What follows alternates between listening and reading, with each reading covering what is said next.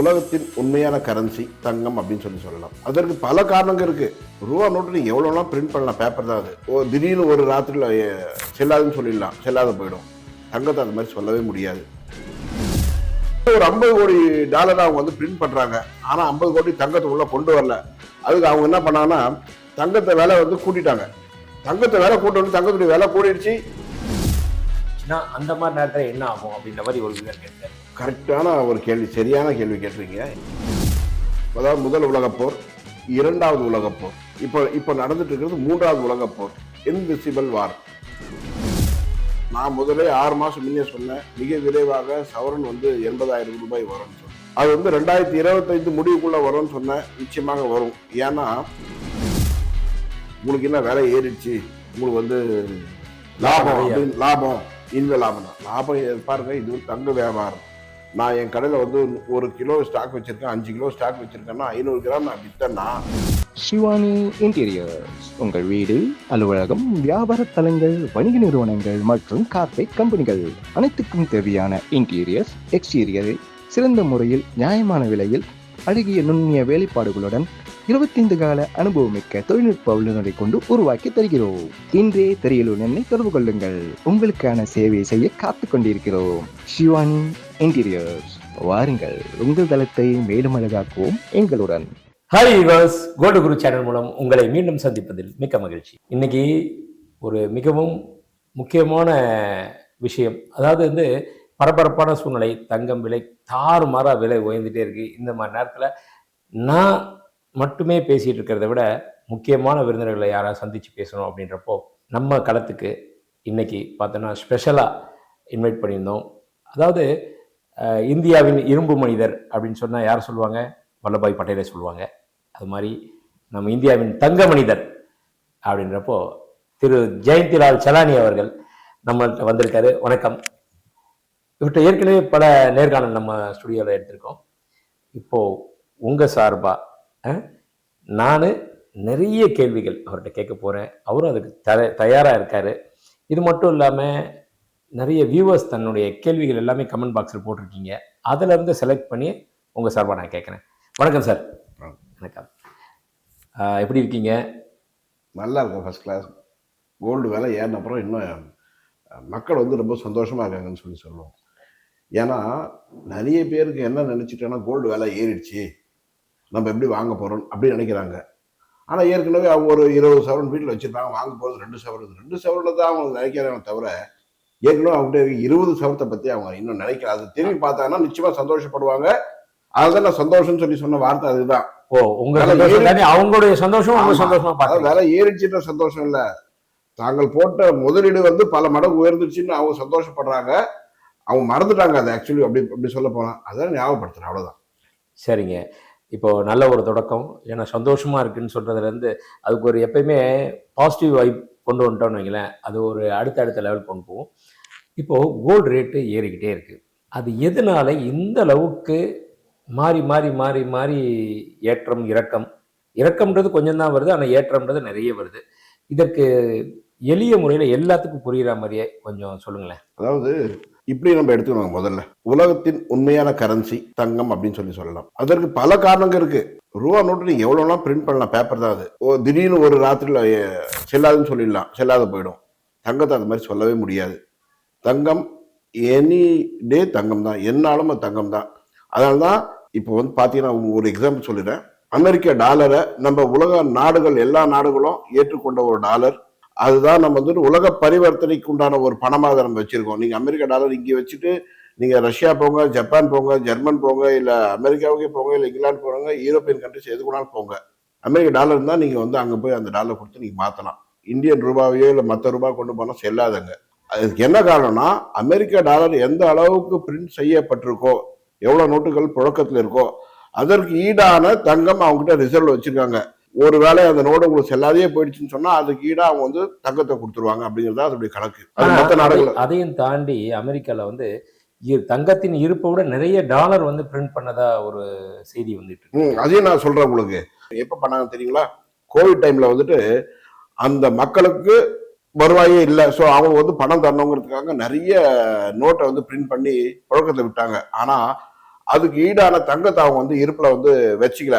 So உடனே டாலருடைய மதிப்பு குறைஞ்சிடுங்கிற ஒரு பயத்தினால என்ன பண்ணாங்கன்னா, எப்படி சொல்லணும்னு சொன்னா, இது ஒரு ரகசியம் சொல்ல மாட்டேன், நிறைய பேருக்கு தெரியாத விஷயம் சொல்லுவாங்க. ரகசியம்லாம் ஒண்ணுமே கிடையாது. அதாவது அவங்க என்ன பண்ணாங்கன்னா, ரிசர்வ் அவங்க கூட்டல, ரிசர்வ் கூட்டாத 100 கோடி ரூபாய் டாலர் வந்து அவங்க பிரிண்ட் பண்ணி வெளியே புழக்கத்துல இருக்கு.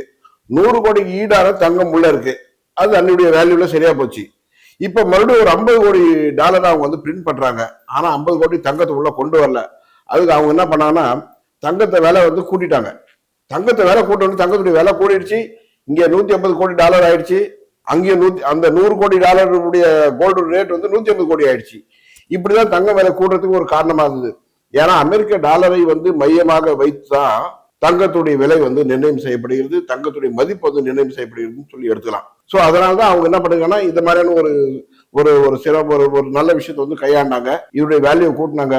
ஸோ இதன் மீது முதலீடு செய்வர்களுக்கும் என்ன ஆச்சுன்னு சொன்னா, நிறைய சந்தோஷப்பட்டாங்க. தங்கத்தின் மீது முதலீடு செய்திருக்கோம், நான் ஒரு 10 சவரம் போன வருஷம் வாங்கினேன், 3 வருஷம் முன்ன வாங்கினேன், இப்ப 3 மடங்கு ஏறிடுச்சு. அப்ப நான் வந்து 30,000 வாங்கினேன், இப்ப 70,000 ஆயிடுச்சு, 75,000 ஆயிடுச்சு அப்படிங்கிற மாதிரி சந்தோஷம் எங்கேருந்து வரும்? தங்கத்துடைய விலை கூடுறதுனால மட்டும் தான் வரும். எப்பவுமே தங்கத்துக்கு என்ன வேல்யூனா, விலை கூட்டிட்டு இருந்தா அது மரியாதை. அது விலையே கூடாது, அதே நிலைமை தான். அது யாரும் மதிக்க போறாங்க? யாரும் மதிக்க மாட்டாங்க. அதனால ரெண்டாவது, உலகத்துல ஒரே ஒரு பொருள் தான் மாற்று பொருள் இருக்கு, தங்கம் மட்டும்தான். எங்க வேணாலும் வாங்கி, உலகத்துல எந்த மூலையில வேணாலும் வாங்கி இன்னொரு மூலையில எடுத்து வித்துடலாம், காசா பணம் ஆக்கிடலாம். வேற எந்த பொருளும் செய்ய முடியாது. அதற்கு அதனாலதான் தங்கத்துக்கு பெரிய மரியாதை இருக்கு உலக நாடுகளிடையே. ஒரு வியூவர் கேட்டிருக்காரு, அதாவது அவருடைய என்ன கேள்வின்னா பார்த்தோம்னா, ஒவ்வொரு கால மாற்றங்கள் வந்துகிட்டு இருக்கும். ஒரு காலத்தில் வந்து டைப்ரைட்டிங் மிஷின் வந்துச்சு, அதுக்கு முன்னாடி குறுக்கெழுத்து ஷார்ட் ஹேண்ட் சொல்லுவாங்க இல்லையா, அந்த மாதிரி இருந்தது. டைப்ரைட்டிங் வந்துச்சு, அப்புறம் கால்குலேட்டர் கணக்கு போகிறதுக்கு வந்துச்சு, அதை தாண்டி கம்ப்யூட்டர் வந்துச்சு. இந்த மாதிரி வர்றப்போ, பரிணாம வளர்ச்சி வர்றப்போ அடுத்தடுத்து மாற்றங்கள் நடக்குது. அதெல்லாம் காணா போச்சு. இன்னைக்கு அந்த ரெமிங்டன் டைப்ரைட்டிங் மிஷின்லாம் காணா போச்சு. அப்படி தங்கம் இருந்துகிட்டே இருக்கு, திடீர்னு அடுத்தடுத்த உலோகம் வந்து இதை விட ஒரு பலன் அளிக்கக்கூடிய உலோகம் வந்துச்சுன்னா இது காணா போயிடுச்சுன்னா அந்த மாதிரி நேரத்தில் என்ன ஆகும் அப்படின்ற மாதிரி ஒரு விவர் கேட்கிறார். கரெக்டான ஒரு கேள்வி, சரியான கேள்வி கேட்டிருக்கீங்க. இது மாதிரி நிகழ்வதற்கு வாய்ப்புகளே இல்லை. மற்ற பொருள்கள்லாம் எப்போ ஆரம்பிச்சது எப்போ முடிஞ்சதுன்னு பாருங்க, அதோடைய இடைப்பட்ட காலத்தை பாருங்க. அதாவது ஒரு கால்குலேட்டரா வந்தது, கால்குலேட்டர் எப்போ அதோடைய இது முடிஞ்சது. அடுத்து வந்துட்டு நம்ம வந்து பேஜர் வந்தது, பேஜர் எத்தனை வருஷம் பேஜர் வந்து நம்ம புழக்கத்து எப்போ முடிஞ்சதுன்னு பாருங்க. நம்ம வடபழனி எஸ்ஆர் ஜுவல்லரி இப்போ வலசரவாக்கத்தில் புதிய கிளை உருவாகி இருக்குது. அதுக்கு salesman, sales woman, cashier, housekeeping, watchman, driver எல்லாரும் தேவைப்படுறாங்க. அதுக்கு கல்வி தகுதின்னு பார்த்தீங்கன்னா 10வது பாஸ் பண்ணியிருந்தாலே போதுங்க. கண்டிப்பாக இதை உங்களுக்கு தெரிஞ்சவங்களுக்கு ஃபார்வேர்ட் பண்ணுங்கள், ஏன்னா அவங்களும் பயன்பெறட்டுமே. அது மட்டும் இல்லை, ஃப்ளோர் இன்சார்ஜ், மேனேஜர், ஹெச்ஆர், பல்வேறு போஸ்ட் காலியாக இருக்குது. யாராக இருந்தால் அப்ளை பண்ண சொல்லுங்கள். Contact number 6385696528. அதுக்கப்புறம் 9884051510. தேங்க்யூ.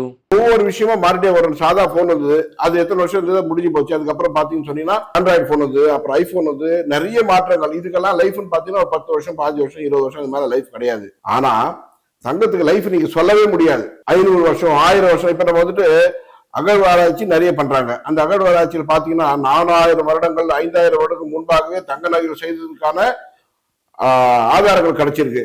அந்த எப்படி அது வந்து தங்கத்தை வந்து உருவாக்குறாங்க, மீன் தங்க நகைகளை உருவாக்குறாங்க, அதனுடைய குண்டுமணிகள், இது எல்லாமே கிடைக்குது. அப்புறம் இங்க எப்படி கிடைக்கும்? அதே மாதிரி பாத்தீங்கன்னா பழைய காலத்துடைய சிலைகள் எடுத்து பாத்தீங்கன்னா தங்கத்திலே சிலைகள் இருக்கு, 4000 வருஷம், 5000 வருஷம். அப்புறம் தங்கத்துடைய ஆதிக்கம் எப்ப இருந்துன்னு சொன்னால், மனிதன் தோன்றிய போதே தங்கத்துடைய ஆதிக்கம் வந்துடுச்சு.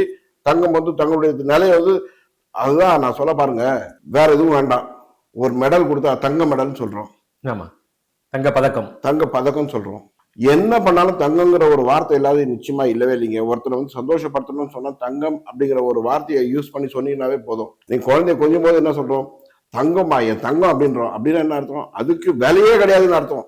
நம்ம வேலை வச்சிருக்கோம், வேலை கிடையாது. கோல்டு குரு சார்பா உங்களை சொன்னோம், இரும்பு மனிதர் தங்க மனிதர் அப்படின்னு சொல்லி சொன்னோம். தேங்க்யூ. சோ நான் சொல்ல வர்றது, தங்கத்துக்கு வந்து இது மாதிரியான ஒரு வரவே வராதுங்க, முடிவே இல்லாதது.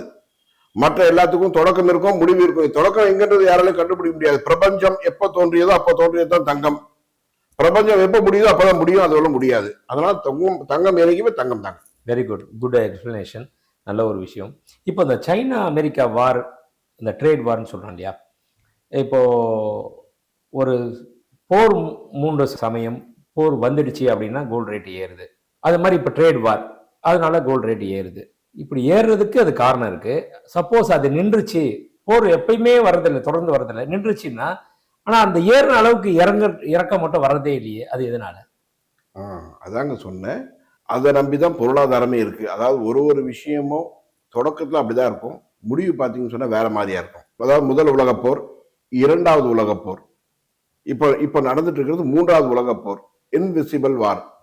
முன்னெல்லாம் போர் நடந்தால் பெரிய தளவாடங்கள், பீரங்கிகள், அணுகுண்டுகள், அது இதுன்னு சொல்லி நிறைய பொருட்சேதம், உயிர் சேதம் எல்லாமே நடக்கும், ரொம்ப கலோபரமாகும்.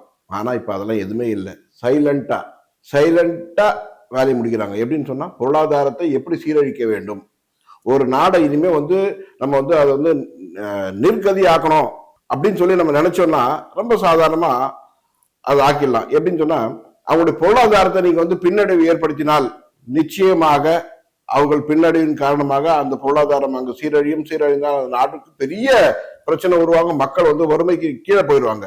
சோ அதனால்தான் இப்ப நடக்கிறது மூன்றாவது உலகப் போர். இந்த மூன்றாவது உலகப் போர் மிக வித்தியாசமான உலகப் போர்.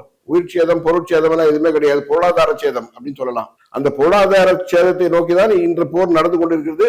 நிறைய பேருக்கு இன்னும் தெரியாது மூன்றாவது உலகப் போர். அப்படிதான் மூன்றாவது உலகப் போர், ஏன்னா இரண்டாவது உலகப் போர் அவங்க வந்து படிச்சு பார்த்தா தெரியும் எந்த மாதிரியான விஷயங்கள் நடந்திருக்குன்னு. இந்த மூன்றாவது உலகப் போர் வந்து எந்த சேதமும் இல்லாமல் நடைபெற்றுக் கொண்டிருக்கிறது. சைனா வந்து அதாவது என்ன பண்ணாங்க, முதல்ல நான் முதலே 6 மாசம் முன்னே சொன்னேன், மிக விரைவாக சவரன் வந்து 80,000 ரூபாய் வரும்னு சொல்லி. அது வந்து 2025 முடிவுக்குள்ள வரும்னு சொன்னேன். நிச்சயமாக வரும். ஏன்னா அமெரிக்க அதிபருடைய தேர்தல் தேதி நிர்ணயம் செய்யப்பட்ட பொழுது முடிவாகிவிட்டது. அடுத்ததா ட்ரம்ப் தான் வருவார். ட்ரம்ப் வந்தால் அவருடைய நடவடிக்கைகள் எப்படி இருக்குன்னு பாத்தீங்கன்னா, உலக பொருளாதாரத்தில் பெரிய மாற்றங்களை கொண்டு வருவார். ஏன்னா 2வது முறையாக அவர் தேர்ந்தெடுக்கப்படுவார். தேர்ந்தெடுக்கப்பட்டால் பெரிய மாற்றங்கள் வரும். மாற்றங்கள் வந்தால் நிச்சயமாக உலக பொருளாதாரத்தில் ஒரு பெரிய ஒரு பின்னடைவை நோக்கி போகும். அது வந்து அமெரிக்காவுக்கு சாதகமான ஒரு முடிவாக இருக்கும். அப்போது எல்லா நாடுகளும் அமெரிக்காவுக்கு மண்டியிட வேண்டும் என்ற ஒரு எண்ணத்தை அவர் வந்து அது மாதிரி கொண்டு வந்தார். என்னன்னா, எங்கள் நாடுகளில் இருந்து ஏற்றுமதி செய்யப்படும் பொருட்களுக்கு நீங்க வந்து 100%, 150% வரி விதிக்கிறீங்க. ஸோ உங்க நாடுல இருந்து எங்க நாடுக்கு வர பொருளுக்கு நாங்கள் அதே மாதிரி தான் செய்வோம்னு சொல்லி அவர் கொண்டு வந்தாரு. அதனுடைய தாக்கம் அது வந்து பழி வாங்கறதுக்காக ஒரு விஷயமா கூட நம்ம எடுத்துக்கலாம். அதாவது அவருக்கு முக்கியமான ஒரு பெரிய எதுன்னு பார்த்தா, முதல்ல வந்து சைனா, இரண்டாவதாக ரஷ்யா, மூன்றாவது ரஷ்யாவை சார்ந்த நாடுகள் மற்றும் வந்து வடகொரியா அப்படின்னு எடுத்துக்கலாம். இப்படி எல்லாம் எடுத்துட்டீங்கன்னு சொன்னா இவங்க எல்லாமே பழி வாங்குறது என்ன பண்ணாரு, உங்க நாட்டுல எங்க நாட்டுல என்னென்ன இறக்குமதி செய்றீங்களோ அந்த நாட்டுக்கெல்லாம் நாங்க வந்துட்டு 125% வரி விதிப்போம் அப்படின்னு சொல்லி போட்டாரு. உடனே அதெல்லாம் என்ன ஆகும்னா, சைனாவிலிருந்து ஏற்றுமதி செய்யப்படும் பெரும்பாலான பொருட்கள் அமெரிக்காவுக்கு தான் இறக்குமதி செய்யப்படுகிறது, அமெரிக்கா சந்தையில் தான் விற்பனை செய்யப்படுகிறது. அப்படின்னா அந்த பொருள் எல்லாம் அமெரிக்க சந்தையில் சந்தைப்படுத்தப்படாவிட்டால் சைனாவில் வந்து உற்பத்தி குறையும். உற்பத்தி குறைந்தால் அங்க வந்து வருமானம் குறையும். அங்க இருக்கவங்களுக்கு வருமானம் குறைந்தால் அங்க இருக்க பொருளாதாரம் பின்தங்கி போகும். இப்படிங்கிற ஒரு சூழ்நிலை உருவாக்கணும் தான் அவர் பண்ணாரு. பண்ணதுக்கு ஒரு பலனும் கிடைச்சது. நிறைய நாடுகள் வந்து எங்க இது மாதிரி பண்ணாதீங்க, நாங்க வந்து உங்களோட வந்து சமரசமா போறோம், எங்க நாட்டுல வந்து உங்களுடைய பொருட்களை நீங்க ஏற்றுமதி செய்து எங்களுக்கு அனுப்பிச்சீங்கன்னா நாங்க வரி குறைச்சி நிறைய வந்து சந்தைப்படுத்துறோம். அவருடைய எண்ணம் என்னன்னா, எப்படி வந்து இந்தியா வந்து மேக் இன் இந்தியா அப்படிங்கிற ஒரு விஷயத்த வந்து மோடி அவர் கொண்டு வந்தாரோ அதே மாதிரி அவரும் அது மாதிரி செய்யணுங்கிற ஒரு எண்ணத்துல தான் அந்த விஷயத்த செய்தாரு. அப்ப நம்மள பார்த்து மேக் இன் இந்தியா மாதிரி மேக் இன் யூஎஸ்ஏன்னு கொண்டு வர மாதிரி. ஆமா, அதாவது நிறைய பொருட்கள் வந்து அமெரிக்காவிலே உற்பத்தி செய்ய வேணுங்கிறது தான் அவருடைய எண்ணம். அதனால கொண்டு வந்தார். அதனால இப்ப என்ன ஆகும்னா, அமெரிக்க பொருட்கள் வந்து மற்ற நாடுகளை மிக விரைவாக பெரிய அளவில் சந்தைப்படுத்தப்படும். அப்படி ஏற்பட்டால் ஒரு பெரிய உற்பத்தி நாடாக வந்து அமெரிக்கா மாறுங்கிறது அவருடைய எண்ணம். அதனால உற்பத்தி செய்யற அளவுக்கு அவங்களுக்கு மற்ற இன்ஃப்ராஸ்ட்ரக்சர், அந்த ஆட்கள் தானே உருவாக்கலாம். இப்ப அவங்களுக்கு தேவைன்னு சொன்னா அவங்கள சுற்றி நிறைய ஆப்பிரிக்க நாடுகள் இருக்கு. அந்த ஆப்பிரிக்க நாடுகள்ல நிறைய பேர் வேலை இல்லாத இருக்காங்க. அவங்கள எல்லாம் கொண்டு வந்து சொல்லலாம். இல்லைன்னா இவங்க எடுத்து ஃபேக்டரி அங்க போடலாம். அந்த நாடுகளே அவங்களுடைய ஃபேக்டரியா இப்போ டெக்ஸ்டைல் ஆகட்டும், இல்ல மற்ற உற்பத்தி பொருள் ஆகட்டும், அந்தந்த நாட்டுல போய் ஃபேக்டரி அவங்க அமெரிக்கா சார்பா போட்டு அங்க உற்பத்தி. இப்ப எப்படி வந்துட்டு கொரியன் கம்பெனிஸ் இந்தியால இருக்கு, ஜப்பான் கம்பெனி இந்தியா இருக்கு, இங்க உற்பத்தி செய்து இப்ப அவங்க வந்து டொயோட்டா கார் ஆகட்டும், இல்ல மற்ற பெரிய வாகனங்கள் ஆகட்டும், அது மாதிரி உலகம் பூரா ஏற்றுமதி செய்த மாதிரி அங்கேருந்து அவங்க வந்து ஃபேக்டரியை போட்டு அங்கேருந்து அவங்க வந்து அமெரிக்காவுடைய பேர்ல ஏற்றுமதி செய்வாங்க. Okay okay. அத மாதிரியான ஒரு விஷயத்த அவர் செய்யணுங்கிற ஒரு முன்னெடுத்தா இந்த விஷயத்தை கொண்டு வந்தாரு. அதுல பெரிய வெற்றியும் ஒரு பார்த்திருக்காருன்னு சொல்லலாம். நீங்க ஒரு வார்த்தை, அழகான வார்த்தை சொன்னீங்க, மூன்றாவது உலகப் போர், அதுவும் இன்விசிபிள் வார் அப்படின்னீங்க. அந்த இன்விசிபிள் வார், கண்ணுக்கு புலப்படாத, கண்ணுக்கு புலப்படாத நல்ல ஒரு விஷயம். ஒரு புறம் மக்களுக்கு வந்து பார்த்தோம்னா விலை ஏறிக்கிட்டே இருக்கு. இந்த அளவுக்கு இந்த சாமானியர் அவங்க இதுலேருந்து தப்பிக்கணும்னா என்ன பண்ணுறது ஏது பண்ணுறது, அது பல விஷயங்கள் வந்துட்டுருக்கு. நான் ஒரு மாறுபட்ட கேள்வியை கேட்குறேன். ஏன்னா ஒரு பக்கம் மக்களும் கஷ்டப்பட்டுக்கிட்டு இருக்காங்க. நம்மளுடைய கோல்டு குரு சேனலில் பார்த்தோம்னா மோர் தென் 20,000 ஜுவல்லர்ஸ் சப்ஸ்கிரைபராக இருக்காங்க. இவங்க எந்த மாதிரிலாம் இதில் வந்து பலனடைகிறாங்க, எந்த மாதிரிலாம் அவங்களுக்கு சாதகம் பாதகம் என்ன? ஏன்னா இந்த நிறைய விஷயங்கள் வெளியே தெரியாமலே இருக்கு. பார்க்குறவங்க எல்லாம் என்ன கேட்குறாங்கன்னா, என்னங்க நகைக்கடைக்காரங்களுக்கு என்ன சந்தோஷம், மாதத்துக்கு ஒரு பிரான்ச் திறந்துக்கிட்டே போயிட்டே இருக்காங்க, அவங்களுக்கு என்ன அப்படின்றாங்க. ஸோ இதனுடைய சாதகம் பாதகம் என்ன இருக்கும் இருக்கு? ஏன்னா நீங்கள் நம்ம ஜுவல்லர்ஸ் அசோசியேஷனுடைய தலைவராக இருக்கீங்க, நீண்ட வருடமாகவும், ஏன்னா ஒரு எல்லாராலையும் படக்கூடிய ஒரு இடத்துல இருக்கீங்க. உங்களுடைய அட்வைஸ் படி நிறைய விஷயங்கள் நடந்துக்கிட்டு இருக்கு. ஸோ அதனால் அவங்களுடைய கஷ்ட நஷ்டங்கள், லாபம் என்ன, அதை பற்றி கொஞ்சம் எக்ஸ்பிளைன் பண்ணுங்களேன். முதல்ல ஒரு விஷயம் சொல்லிடுறேன்.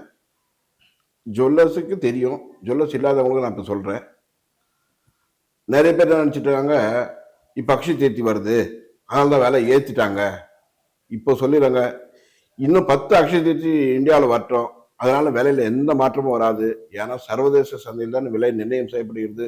உலகத்துடைய தேவை, உலகத்துடைய உற்பத்தி, அப்புறம் நடக்கக்கூடிய பொருளாதார சூழல், இது எல்லாமே தான் கணக்கிட்டு தான் தங்கத்துடைய விலை வந்து நிர்ணயம் செய்யப்படுகிறது. அதனால முதல்ல நிறைய பேருடைய மைண்ட்ல இருக்கு, அக்ஷய தீர்த்தி வருது அதனால விலை ஏற்றுறாங்க, அக்ஷய தீர்த்தி முடிஞ்சோடனே குறைஞ்சிரும். அதெல்லாம் நிச்சயமா இல்லை. அக்ஷய தீர்த்திக்கும் விலைக்கும் சம்பந்தம் இல்லை. அக்ஷய தீர்த்தி பிறகு கூட இன்னும் விலை வந்து கூடக்கூடிய வாய்ப்புகள் தான் நிறைய இருக்கு. நான் இப்போ சொல்லிடுறேன் உங்களுக்கு, பெரிய அளவில் தங்கம் விலை உயர்வதற்கு காத்து கொண்டு இருக்கிறது. இப்போ பாருங்க, இந்த ஒரு 2-4 நாளுக்கு முன்ன பாத்தீங்கன்னா 74,360 இருந்தது ஒரு சவரன். இப்ப பாத்தீங்கன்னா 72,080 ரூபா இருக்கு. இந்த விலை இந்த 2,000 ரூபாய் குறைஞ்சது பாருங்க, 2,200 ரூபாய் குறைஞ்சது. இந்த 2,200 ரூபாய் குறைஞ்சது இல்லைங்க, இத மாதிரி இன்னும் பல மடங்கு ஏற காத்து கொண்டு இருக்குன்னு சொல்லலாம். மிக விரைவாக தங்கம் ஒரு சவரன் 80,000 ரூபாய் அப்படிங்கிற இலக்கை நோக்கி தான் போகும். அதனால நீங்க வந்துட்டு இந்த நிறைய பேருடைய மைண்ட்ல என்ன கேட்கும்போது, சார் அக்ஷய தீர்த்திக்கு பிறகு விலை குறைஞ்சிருமான்னு கேட்பாங்க. நான் சொல்றேன், நிச்சயமா குறையாதுங்க. அக்ஷய தீர்த்தி பிறகு இன்னும் விலை கூடும் அப்படின்றதான் நான் சொல்லுவேன். காரணம் அதனுடைய தேவை, உலக பொருளாதார சூழல், ஏற்கனவே ஏற்பட்டுள்ள பாதிப்புடைய தாக்கம், இது எல்லாமே பார்த்தீங்கன்னு சொன்னீங்கன்னா நிச்சயமாக தங்கத்தின் மீது மட்டுமே அதனுடைய தாக்கம் எதிரொலிக்கும். அப்படி எதிரொலிக்கும் பட்சத்தில் தங்கம் விலை தான் உயரும்.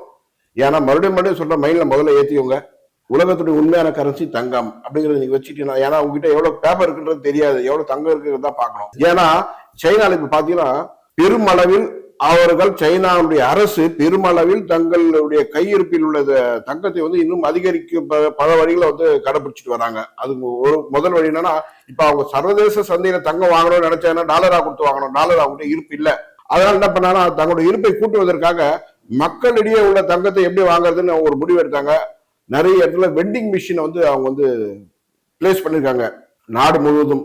ஸோ நீங்க உங்ககிட்ட இருக்க எக்ஸஸா இருக்க தங்கத்தை எடுத்துமே வெண்டிங் மிஷின்ல போட்டு வேல்யூ பண்ணி கொடுத்துட்டு அது கரன்சி கொடுத்துரும். அப்ப அவங்களுக்கு என்ன செலவு இருக்கு? ஒரு செலவும் கிடையாது, வெறும் பேப்பர் தான், பிரிண்டிங் தான். மக்களை பொறுத்தவரை ரூபா வந்துருச்சு நினைச்சுப்பாங்க. ஆனா உண்மையா பாத்தீங்கன்னா உங்ககிட்ட தங்கத்தெல்லாம் எடுத்து அவங்களோட ரிசர்வ் அவங்க கூட்டுறாங்க. நாளைக்கு ஏதாவது ஒரு விஷயங்கள் நடந்தாலும் நிச்சயமாக தங்கம் தான் தேவைப்படும். நான் இப்ப அதான் கேட்கலான்றதுங்க, நீங்களே சொல்லிட்டீங்க. இந்த ஏடிஎம் மிஷின் மாதிரி வெண்டிங் மிஷின் இது அப்படி வாங்கி சேர்க்கறதுனால இதை ஒரு முன் உதாரணமா எடுத்துக்கலாமா? நம்ம இன்னும் தங்கம் விலை ஏறதுக்கு உண்டான ஒரு வாய்ப்பு இருக்கு, அவங்க இதை முன்னெச்சரிக்கையா எடுத்து மக்கள் இருந்து இது பண்றாங்க அப்படின்ற மாதிரி நம்ம எடுத்துக்கலாமா? ஆமா, ஏன்னா அவங்க என்ன நினைக்கிறாங்கன்னா, அமெரிக்காவுக்கு நிகராக சைனாவுடைய கரன்சியை வந்து உலகம் முழுவதும் பரப்ப வேண்டும். அதுக்கு என்ன பண்ணணும்னா, அவங்க வந்துட்டு தங்களுடைய கோல்டு ரிசர்வ் வந்து அவங்க சமநிலைப்படுத்தணும். சமநிலைப்படுத்தி அவங்க ரிசர்வ் வாங்கணும்னு, அந்த ரிசர்வ்ல கோல்டு வாங்கணும்னா அவங்க வந்து அமெரிக்க டாலர் கொடுத்து தான் வாங்க முடியும். அவங்ககிட்ட அந்த அளவு போதிய அளவுக்கு அமெரிக்க டாலர் கிடையாது. அதுக்காக அவங்க மக்கள்கிட்ட இருக்க தங்கத்தை எப்படி உள்ள கொண்டு வரணும்னு பார்த்தா இந்த மாதிரியான ஒரு வழியை கண்டுபிடிச்சு பெரிய வெற்றியை நோக்கி அந்த விஷயங்கள் வந்து போயிட்டு இருக்குன்னு சொல்லலாம். ஒரு கேள்வி கேட்டேன், அதை ஸ்கிப் பண்ணி போயிட்டீங்க. இந்த விலை ஏற்றம் எந்த அளவுக்கு வியாபாரிகளை பாதிக்கும், அது சாதக பாதகம் கேட்டேன். இந்த பாருங்க, வியாபாரம் இல்லாதவர்களுக்கு நான் சொல்ல ஒரு விஷயம் என்னன்னா, எல்லாமே நினைச்சு வேணும் வெளியே பார்க்கச்ச உங்களுக்கு என்ன விலை ஏறிடுச்சு, உங்களுக்கு வந்து லாபம் அப்படின்னு, லாபம் இனிமே லாபம் பாருங்க. இது தங்க வியாபாரம். நான் என் கடையில் வந்து 1 கிலோ ஸ்டாக் வச்சிருக்கேன், 5 கிலோ ஸ்டாக் வச்சிருக்கேன்னா 500 கிராம் நான் வித்தேன்னா மறுபடியும் நான் இன்னைக்கு விலையில மறுபடியும் 500 கிராம் அந்த இடத்த, இப்போ நீங்க வந்துட்டு ஒரு 5 சவரன் செயின், 3 சவரன் செயின், 4 சவரன் செயின்னு ஒரு 500 கிராம் நீங்க வாங்கி போயிடுவீங்க. மக்கள் வந்து வாங்கி போயிடுவாங்க. அதை நான் மறுபடியும் இன்னைக்கு வேலையில தானே கொடுத்து மறுபடியும் அதே மாதிரி பொருள் செய்து நான் கடையில் வைக்கணும். அதனால லாபம் கிடையாது. இதுக்கு ஒரு உதாரணமா சொல்றேன். நீங்க ஒரு இடத்த வாங்குறீங்க, ஒரு வீடை கட்டுறீங்க, அந்த வீட்டினுடைய விலை ஏறிடுச்சு, அந்த இடத்துடைய விலை ஏறிடுச்சு. அதனால உங்களுக்கு என்னங்க லாபம்? ஒரு லாபமும் கிடையாது. அந்த வீடு என்னைக்காவது மொத்தம் வித்துட்டு வெளியே வந்தீங்கன்னா அன்னைக்கு தான் உங்களுக்கு லாபம். உங்களுடைய அசெட் வேல்யூ வேணா இன்க்ரீஸ் ஆயிருக்குன்னு சொல்லலாம், அது லாபம்லாம் எடுத்துக்க முடியாது. நீங்க என்னைக்கு அதாவது நீங்க வந்துட்டு ஒரு 1,00,000 கொடுத்து அந்த இடத்த வாங்கினீங்க, 5,00,000 கொடுத்து வீடு கட்டினீங்க, அப்ப அதோடைய அடக்க வேலை 6,00,000 ரூபாய். ஒரு 2-3 வருஷம் 10 வருஷம் பொறுத்து அது 20 லட்சமா மாறிடுச்சு, 25 லட்சமா அந்த வீட்டுடைய வேலை கூடிடுச்சுன்னா அதனால உங்களுக்கு 20 லட்சம் லாபமா அர்த்தம்? அது அர்த்தமே இல்லை. இது எப்போனா நீங்க அது மொத்தமா வித்துட்டு வெளியே வரணும், அன்னைக்குதான் உங்களுக்கு லாபம். அதே மாதிரி தாங்க நகை தொழிலும். இதுல வந்து முதலீடு செய்தாச்சு, 5 கிலோ நான் ஸ்டாக் வச்சிருக்கேன், அந்த 5 கிலோ ஸ்டாக்கு எப்பவுமே அந்த 5 கிலோ மெயின்டைன் பண்ணியே தீரணும். ஏன்னா நீங்க வந்து கேட்டீங்கன்னா 2 சவரன் செயின் கேட்பீங்க, 3 சவரன் கேட்பீங்க, 1/2 சவரன் செயின் கேட்பீங்க. அப்ப எல்லாத்தையும் எடுத்து கொடுத்து என்கிட்ட அந்த பொருளை நான் கரெக்டா சமநிலையில வச்சிடணும். அது லாபம் கிடையாது. அது எப்ப லாபம்? நான் மொத்தமா கடையை முடிச்சுட்டு மொத்தமா வித்துட்டேன்னா அன்னைக்குதான் லாபத்தை பார்க்கணும். இது வந்து ஜஸ்ட் ஒரு இன்வெஸ்ட்மெண்ட் அசெட் வேல்யூ கூடி இருக்கு, அவ்வளவுதான். இப்போ நிறைய செய்திகள் வந்துட்டு இருக்கு. நகை பட்டறைகள் எல்லாமே அவங்க எல்லாம் வேலை இல்லாம ரொம்ப கஷ்டப்படுறாங்க, இந்த விலை உயர்ந்தனால ஆர்டர்கள் எல்லாம் வரவே மாட்டேங்குது அப்படின்னு. அதெல்லாம் உண்மைதானா? ஷிவானி இன்டீரியர்ஸ் உங்கள் வீடு, அலுவலகம், வியாபார தலங்கள், வணிக நிறுவனங்கள் மற்றும் கார்ப்பரேட் கம்பெனிகள் அனைத்துக்கும் தேவையான இன்டீரியர்ஸ், எக்ஸ்டீரியரை சிறந்த முறையில் நியாயமான விலையில் அழகிய நுண்ணிய வேலைப்பாடுகளுடன் 25 கால அனுபவமிக்க தொழில்நுட்ப வல்லுநரை கொண்டு உருவாக்கி தருகிறோம். இன்றே திரையில் என்னை தொடர்பு கொள்ளுங்கள். உங்களுக்கான சேவை செய்ய காத்து கொண்டிருக்கிறோம். ஷிவானி இன்டீரியர்ஸ், வாருங்கள், உங்கள் தளத்தை மேலும் அழகாக்குவோம் எங்களுடன். நம்ம சேனலை லைக் பண்ணுங்க, கமெண்ட் பண்ணுங்க, ஷேர் பண்ணுங்க, சப்ஸ்கிரைப் பண்ணுங்க, மறக்காம பெல் பட்டனை பிரஸ் பண்ணுங்க. என்றும் இணைந்திருங்கள் கோல்டு குருவுடன்.